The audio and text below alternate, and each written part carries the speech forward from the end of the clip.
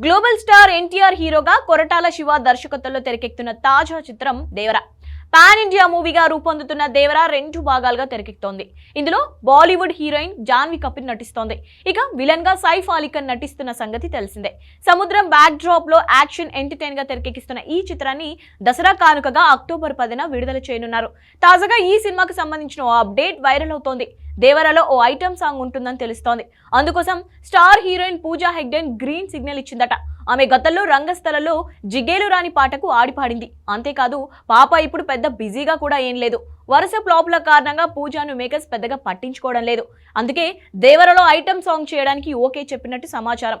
Anirudh music అందిస్తున్నాడు. అయితే పూజా హెగ్డే నుంచి కానీ మూవీ టీం నుంచి కానీ ఎలాంటి ప్రకటన అయితే లేదు. మరి ఐటమ్ సాంగ్ ఉంటుందో లేదో మరికొన్ని రోజుల్లో తేలనుంది.